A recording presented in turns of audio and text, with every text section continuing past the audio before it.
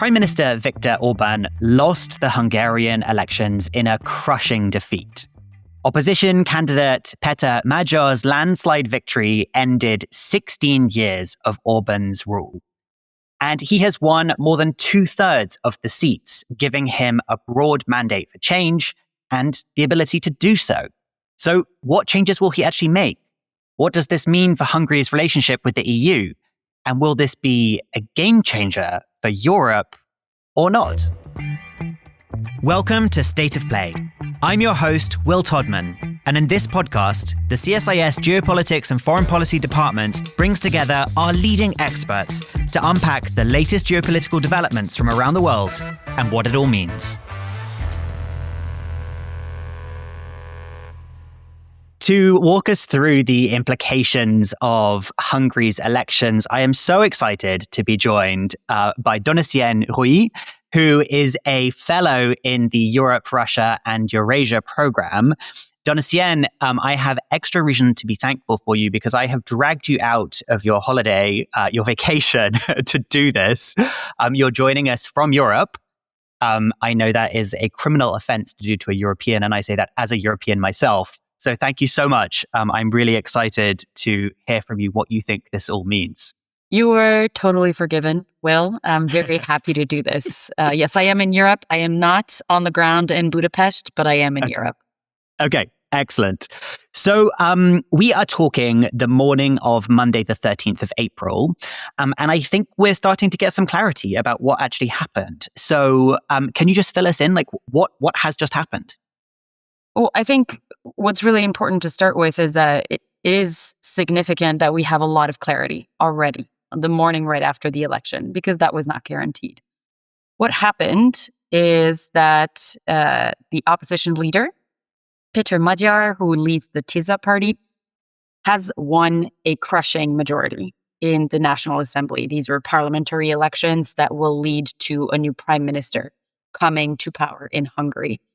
Obviously, we all know the current prime minister, Viktor Orban, because he has been prime minister for 16 years. And the significance of TISA's victory is that it ends 16 years of Fidesz rule and Orban's centralization of power, but also it has accomplished something that even a month ago, a lot of us observers thought was not possible, which is to gain a 2/3 majority. And I should give a shout out to Max Bergman, because in the predictions episode, he said he thought Viktor Orban would not be prime minister of an EU state. He kind of hedged a little bit, but he was correct. He is our third director to have for their prediction to have come true already. So, Donatien, you talked a bit about like this mandate. So, what has he promised? What has Magyar promised to change, and what do you think will he actually do?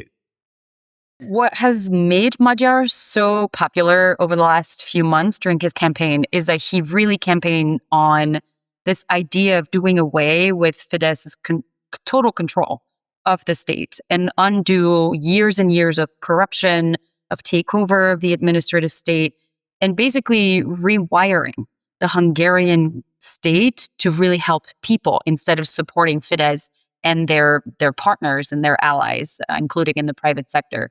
So what he wants to do is really remove, for example, close allies of Viktor Orban's from important parts of the state. And we can talk about that if you're interested. He also wants to make sure Hungary is once again a respected state inside the European Union, because Orban had really moved it away from Brussels' orbit, but also had created a very confrontational dynamic. And TISA and Magyar in particular really campaigned on cleaning up the state, cleaning up the economy, making sure that people in Hungary are the main beneficiaries of what the government does, and to restore these good relationships with partners. And can we go back to the domestic piece a bit? So you said about kind of cleaning up or sweeping away the control that Orban's allies had over the Hungarian state. What does that look like? Where are they? How did they amass control? They're kind of everywhere. That's what's really complicated, and there's really interesting conversations happening in the democracy space and the governance space. Because when Orban came back to power in 2010 as prime minister, he gained a pretty significant majority at the time and changed the constitution because he had that 2/3 majority as well. And what they did at the time is across a range of state tools and state institutions, they placed either loyalists of the party to make sure that all the decisions would fall their way. They affected the ways that some laws that they passed could down the line potentially be reversed. So let's say they would be able to pass a law, their choice of law, obviously with a simple majority, and they made sure that the next time around, if you want to reverse it, you need a larger majority. So it's not only that they took over key institutions, they also made sure that whoever comes next, it would be very difficult to change the decisions that were made. And the last example that I'll give, because I think it's really important, is also in the judiciary. So they affected the way that judges are selected. They also forced a lot of retirements and resignations of judges at the time, changed the way the Constitutional Court, Constitutional Tribunal works, because that was the court that originally tried to strike down some of the laws that Fidesz and Orban were trying to pass. So basically, they came in and put in a lot of people in a lot of the right places to make sure that their decisions would not be questioned, but also that if opposition were to come back to power, it would make their lives very hard. Sounds like that's going to be a huge undertaking to start to unravel that. Is it realistic to think that Magyar's party will actually be able to do this?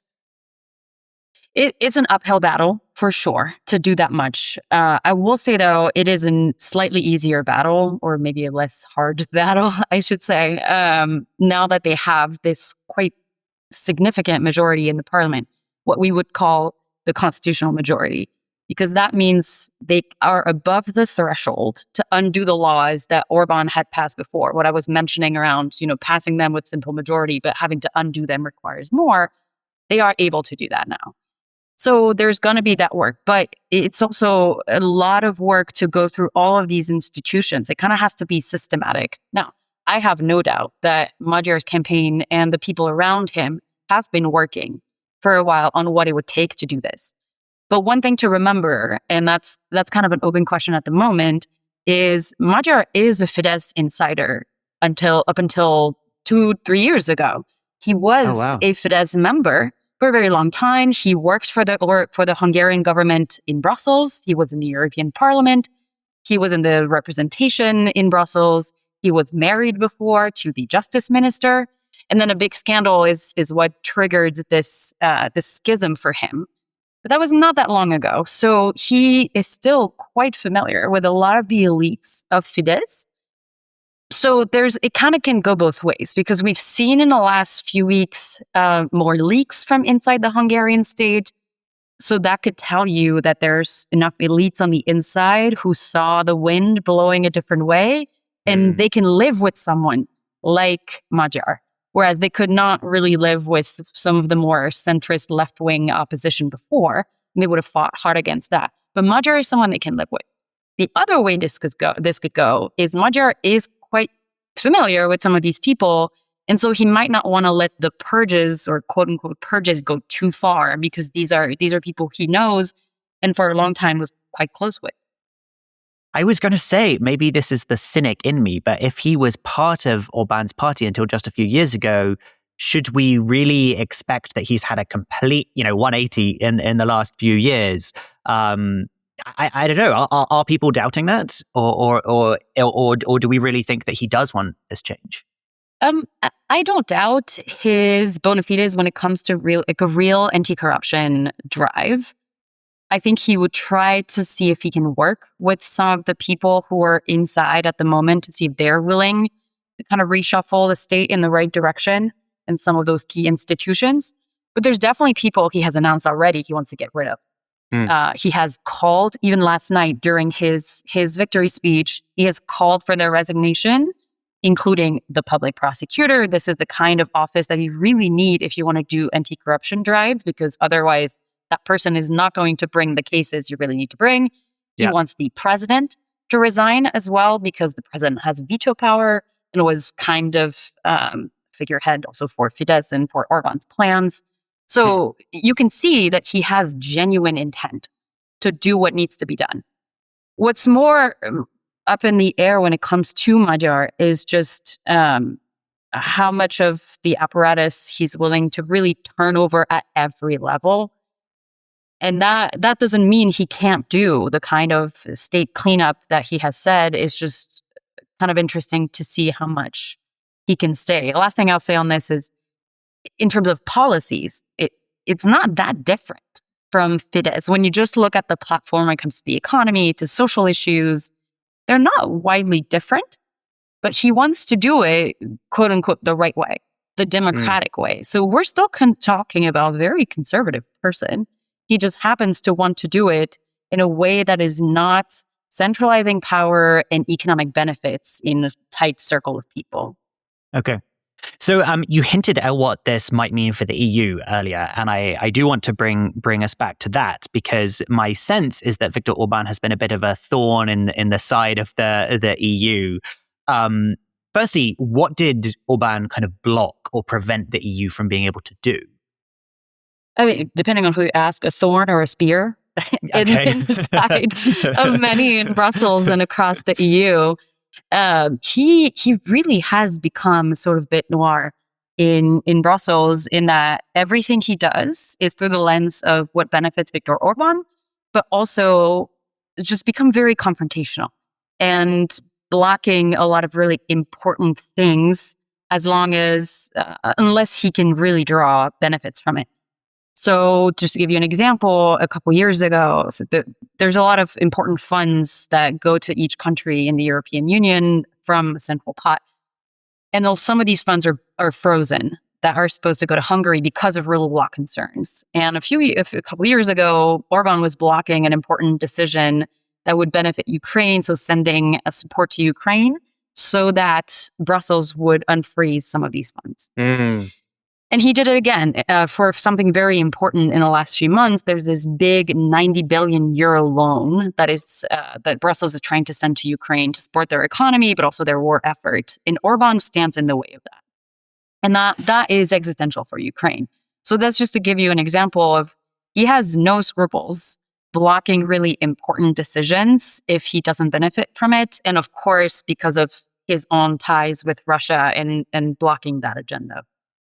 And I saw several key European leaders congratulated him very warmly last night.